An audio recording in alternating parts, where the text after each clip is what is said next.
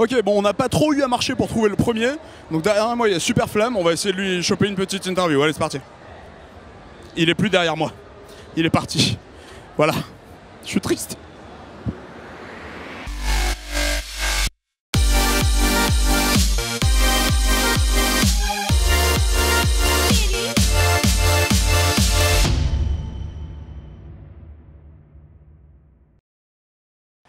Alors Super Flame, salut. Salut.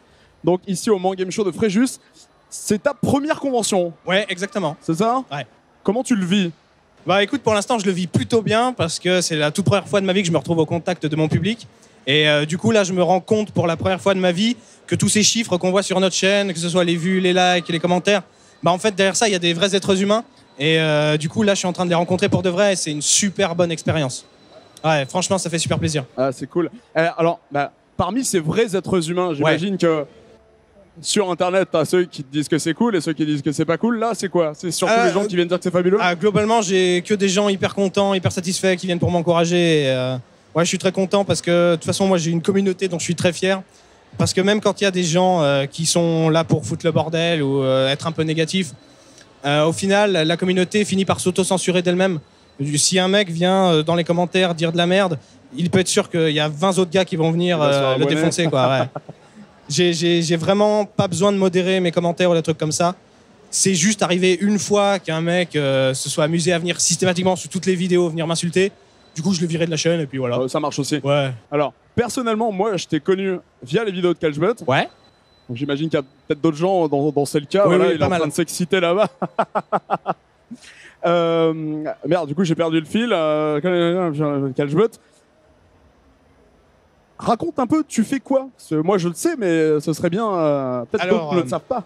Alors, tout part de mon talent pour l'imitation. En fait, j'ai commencé ça lorsque j'étais tout gauche, je devais avoir 10-11 ans, quelque chose comme ça, j'étais en primaire. Et je regardais beaucoup les Guignols de l'info. Un jour, je suis tombé sur un reportage qui traitait justement des coulisses de l'émission. Et j'ai découvert qu'il y avait des gens qui étaient capables de faire plusieurs voix. Juste avant ça, pour moi, c'était pas possible. L'imitation, j'avais pas le concept en tête.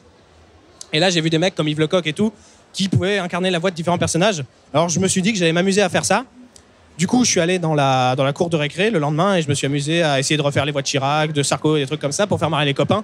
Bon, à l'époque, j'avais 11 ans, donc c'était pas forcément très crédible, mais ça a lancé un peu le truc et du coup, je me suis mis à bosser les imitations, mais vraiment de manière passive, sans vraiment y concentrer de temps. En fait, c'est quelque chose que je ressens vraiment au fond de moi. En entendant une voix, je sais si je vais pouvoir l'imiter ou pas. Et j'ai en général pas spécialement besoin de me forcer pour faire cette voix. D'accord. Il y a quand même ce petit don, donc. Ouais, il y a quand même un petit don au départ, ouais. C'est sympa, ça. Hein. Et est-ce que tu as des préférences dans les mecs que tu aimes bien imiter J'adore faire Homer Simpson. Encore une histoire débile.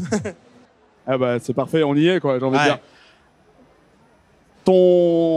Actuellement, ou comment tu te projettes par rapport à ce projet-là, Super Flame? Tu veux aller où? Est-ce que tu sais Alors pour l'instant, même si beaucoup de gens me parlent de voix off, de doublage et de choses comme ça, moi je me sens vraiment très très à l'aise sur YouTube. C'est un endroit que j'adore.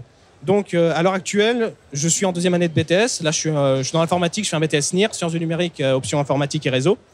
Et du coup là je suis en deuxième année et je pense que dès que j'aurai terminé cette deuxième année, je vais tenter pendant 1 an de faire que ma chaîne YouTube. Et si ça marche, je resterai là-dessus.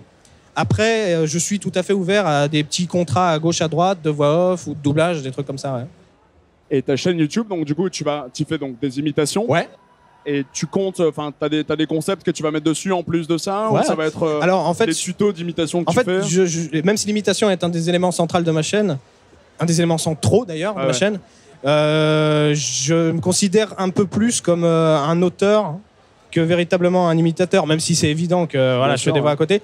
Et du coup, je teste plein de formats différents sur ma chaîne. Après, ce qui marche le mieux, c'est l'imitation parce qu'il y a le côté sensationnel du truc. Mais à côté de ça, j'écris des poèmes, par exemple. J'ai un format qui s'appelle Instant Poète, dans lequel je récite des poèmes de ma composition. Et bon, en général, il y a d'assez bons retours. Après, c'est sûr que ça attire un public un peu moindre, mais c'est quelque chose que j'aime faire, écrire de la poésie, des trucs comme ça. Sinon, il y a un truc que j'aime beaucoup faire aussi, c'est des sketchs audio. Dans le même style que les feuilletons radiophoniques qu'il y avait dans le temps. Ça s'appelle de la saga MP3 de nos jours. Saga MP3, bien sûr, voilà, c'est ce que je fais. Tous. J'en ai fait une que j'ai terminée, que j'avais appelée Berne des Neiges éternelles, qui racontait un petit peu le quotidien d'un village dans un monde un peu extraordinaire au milieu d'une montagne avec des histoires de disparition de gens, des créatures un peu fantastiques, un gosse qui a perdu son père et des trucs comme ça. J'en ai commencé un autre qui s'appelle Johnson a pété les plombs, qui est vraiment énormément basé sur l'humour et les jeux de mots, contrairement au précédent qui était vraiment de la pure fiction, sans forcément de l'humour. Et du coup, les Johnson a pété les plombs, c'est un truc qui me demande énormément de travail. Et étant donné que ça attire pas forcément un énorme public, je peux pas me permettre de me concentrer trop là-dessus. Du coup, je sors très rarement des épisodes. Mais je sais que c'est très attendu par ceux qui suivent ça.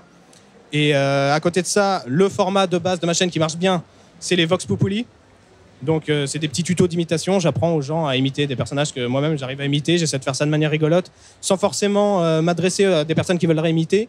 Au moins simplement qu'elles prennent du plaisir à écouter ça. Sinon un autre format que j'aime beaucoup bosser, c'est les détournements. Mais je peux pas me permettre d'en faire beaucoup pour des raisons de droit d'auteur, parce que je réutilise des images. Même si techniquement, d'un point de vue légal, j'ai le droit, la politique de YouTube fait que dès l'instant où tu réutilises des images, même si c'est dans le cadre légal de la parodie, tu peux avoir des problèmes liés à la démonétisation et des choses comme ça. Du coup, j'en fais plus trop. Sinon, voilà, j'ai une chaîne un peu bac à sable dans laquelle je m'amuse et voilà, je fais des trucs. Voilà, quand t'as envie de faire quelque chose, tu le fais. Voilà, puis... c'est exactement ça. C'est une espèce de chaîne d'arrêt-essai, mais qui s'adresse quand même à un public qui me suit. Ça marche, écoute. Bah, super, je crois qu'on a fait le tour. Ouais. Est-ce que tu as un truc que tu as envie de dire en plus comme ça là maintenant? Peut-être, vu que la vidéo va peut-être sortir avant demain, ouais. Dire aux gens où t'es sur le salon. Oui, alors je suis actuellement. Je dis qu'on est à la Man Game Show de Fréjus ou il n'y a pas besoin? Non, je pense qu'il n'y a pas besoin. Je sais pas trop comment situer mon emplacement, mais je suis juste à côté de John Calgebut qui va venir en interview juste après, il me semble. Et on est par là-bas derrière. Je peux pas vous donner plus d'infos en fait. Là-bas derrière. On est là-bas derrière, mesdames et messieurs. Ça marche. Voilà. Sinon, si vous voulez, je vous fais une clôture en mode Jean-Pierre Pernaut. Si mais vous oui, voulez. Voilà. En fait, j'attendais. Voilà, moi, je voulais la fin en Jean-Pierre Pernaut. Voilà, c'est la fin de ce journal. Merci de nous rester très fidèles. Dans un instant, la météo d'Edwin Delia. On se retrouve demain sur TF1 à 13h. Bonne journée. Salut. Salut. Merci à toi.